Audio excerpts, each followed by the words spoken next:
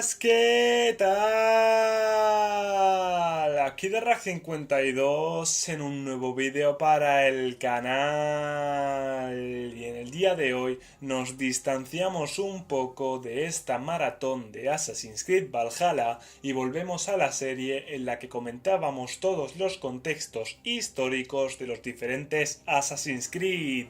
Y hoy le toca al origen, Assassin's Creed Origins, así que poneos cómodos porque nos vamos al antiguo Egipto.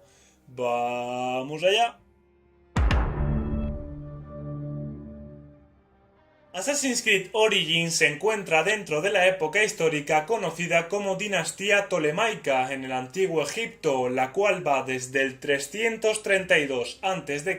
al 30 a.C.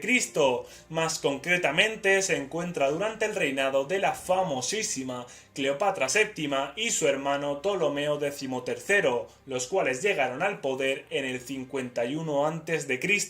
Pero empecemos por el principio. Nos encontramos en el año 332 a.C., momento en el cual Alejandro Magno llega a Egipto. Para quien no sepa quién era Alejandro Magno, fue un rey macedonio que conquistó prácticamente todo el mundo conocido en aquella época. Pues bien, Alejandro Magno llega a Egipto recibido como si fuera un héroe, puesto que los egipcios habían estado sometidos al imperio persa durante muchísimos años, así que básicamente Alejandro Magno fue un liberador para ellos. Debido a esto, Alejandro Magno fue coronado faraón de todo Egipto, y fue en este preciso momento cuando mandó a construir la famosísima ciudad de Alejandría, aunque sí que es cierto que el faraón estuvo poco tiempo en el país del Nilo, puesto que su idea era seguir conquistando, así que dicho y hecho, medio año después de su llegada, Alejandro Magno partía de Egipto, dejando al mando a uno de sus generales, el cual se llamaba Ptolomeo I. Con Ptolomeo I al mando empieza la dinastía tolemaica como tal, aunque en Egipto no sucede nada importante hasta el 323 a.C., momento en el cual Alejandro Magno exhala su último aliento y deja al mando de su vasto imperio a Filipo III y Alejandro IV de Macedonia. Este último era hijo del gran rey, pero fue asesinado en el 309 a.C., y es aquí donde realmente empiezan los problemas. El imperio se dividió entre los diádocos, y para quien se pregunte qué es un diádoco, eran los diferentes generales que Alejandro Magno había ido dejando en las zonas conquistadas. Por ejemplo, Ptolomeo I era un diádoco, y a este le tenemos que añadir 4 más, los cuales eran Casandro, Lisímaco, Seleuco y Antígono. La guerra de los diádocos se había desatado, y ésta enfrentaba a los que querían volver a reunificar todo el imperio y los que querían dejarlo dividido por territorios. Antígono, quien formaba parte de los que querían volver a unir el imperio, atacó Babilonia, territorio de Seleuco, quien huyó a Egipto en busca de la ayuda de Ptolomeo I. Ptolomeo no dudó en ayudar a Seleuco, puesto que además Antígono estaba en contra de sus ideales, ya que él también se quería quedar con su parte del territorio y no quería volver a reunificar el imperio macedónico, así que junto a Casandro y Lisímaco formaron una alianza que acabó con la vida de Antígono en la batalla de Ipsos. Tras esto, en el 305 a.C., Ptolomeo I fue coronado faraón de Egipto. Este último se casó en numerosas ocasiones, pero fue Berenice I con quien tuvo su primer hijo, Ptolomeo II, quien heredaría el trono y haría que Egipto progresara considerablemente. De hecho, fue Ptolomeo II quien mandó a construir el famosísimo faro de Alejandría. Aunque el faro de Alejandría no fue la única maravilla que mandó a construir Ptolomeo II, ya que durante su reinado se construyó el Serapeón, un templo a Serapis, que para quien no sepa quién es Serapis, era un dios greco-egipcio que Ptolomeo I había declarado patrón de Alejandría con la intención de unir la cultura griega y la cultura egipcia, ya que no nos olvidemos de que Ptolomeo I, a pesar de ser faraón de Egipto, era griego. También tenemos el Museión, un templo a las musas, y la tan conocida Biblioteca de Alejandría, que ojalá no se hubiera quemado porque todo el saber que había en esa biblioteca era maravilloso. Sí que es verdad que no se sabe si la construyó Ptolomeo I o Ptolomeo II, ya que buscando información, en un lugar me decía Ptolomeo I, en otro me decía Ptolomeo II, y yo me he saturado y he dicho, pues mira, ya que el chaval construyó tantas preciosidades, le atribuimos otra y no pasa nada. Pero durante el reinado de Ptolomeo II tuvieron lugar las dos primeras guerras sirias. La primera, del 276 a.C. al 271 a.C., enfrentó a la dinastía tolemaica, liderada por Ptolomeo II, y a la dinastía seleucida, liderada por Antíoco I, el cual era hijo del ya mencionado anteriormente Seleuco. Esta primera guerra siria se saldó con una paz entre las dos dinastías. Familia, estaba aquí editando el vídeo y la verdad es que con el resto de guerras sirias y con el resto de personajes el vídeo se hace enorme, así que he decidido quitar eso y ir directamente a Cleopatra VII y Ptolomeo XIII. Entonces, si queréis ver el resto de guerras sirias, dejádmelo aquí abajo en los comentarios, ponedme Rak, cabrón, explica el resto de guerras sirias y yo encantado os subo un vídeo explicándolas. ¿Vale, familia? Dicho esto, sigamos con el vídeo. Y por fin, en el 51 a.C., llegaron al poder una Cleopatra VII de 18 años y un Ptolomeo XIII de 12 años.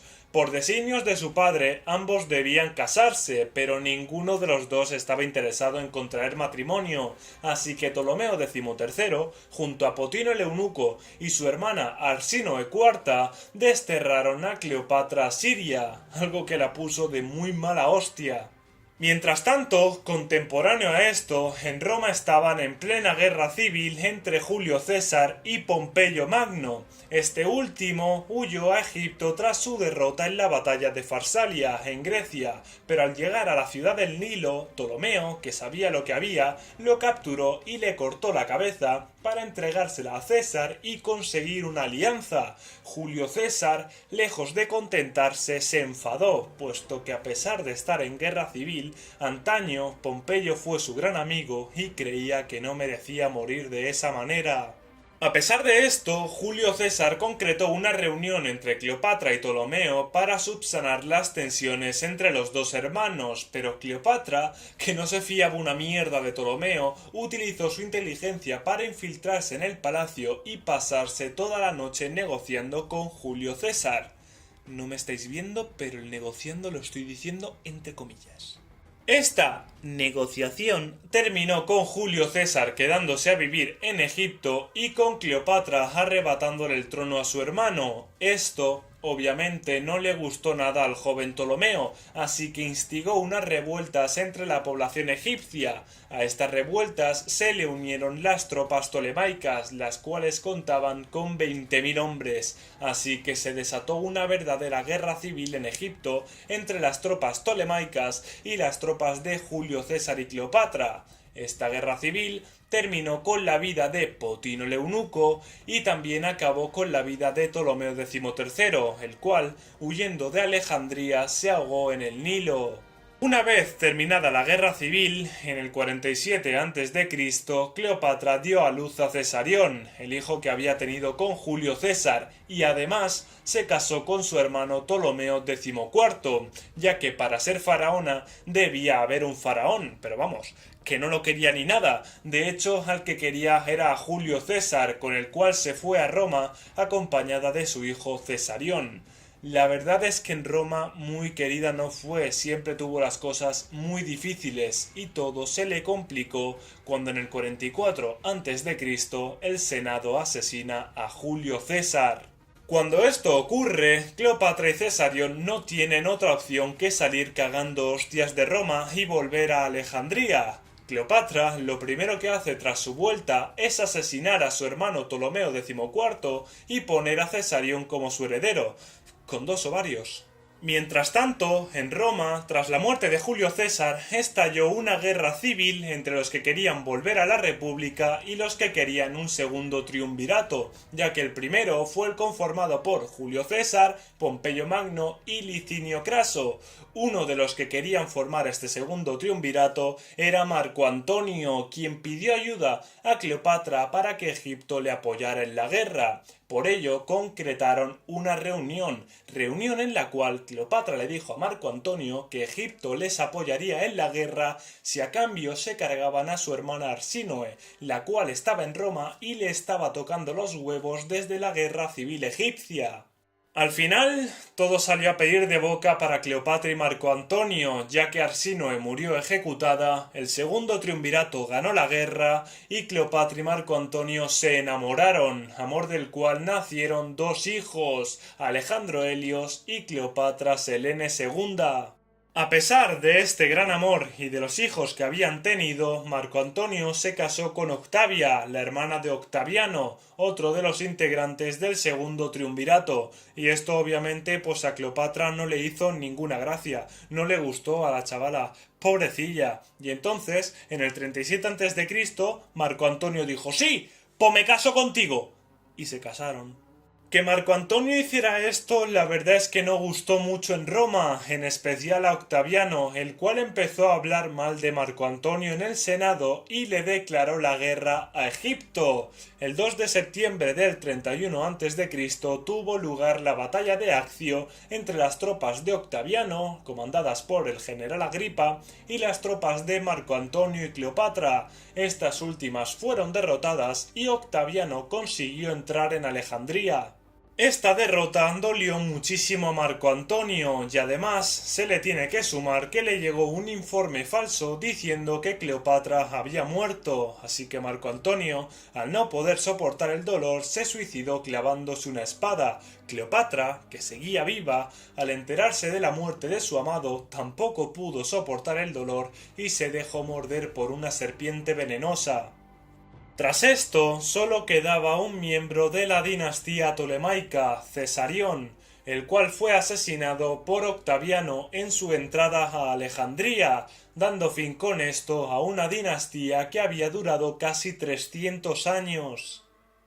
Y hasta aquí la dinastía tolemaica, una dinastía muy extensa que he intentado resumir al máximo explicando las cosas más importantes. Sé que me he dejado cosas como las guerras sirias, pero como ya os he dicho anteriormente, si las queréis tener en el canal, simplemente me tenéis que dejar aquí abajo un comentario y yo os las traigo encantado. Tengo ganas de saber qué os ha parecido esta dinastía. Cualquier cosa que queráis opinar, dejádmela aquí abajo en los comentarios, ya sea sobre momentos que hayan pasado o sobre los personajes, lo que sea, dejádmelo aquí abajo y yo os leeré encantado. Espero que la próxima vez que juguéis a Assassin's Creed Origins lo veáis con una perspectiva diferente, ya no solo a los personajes, sino también a la población, por ejemplo, o al mismísimo Egipto, que sepáis por qué está así representado el Egipto que vemos en el videojuego. Dicho esto, el próximo título de la saga Assassin's Creed en orden cronológico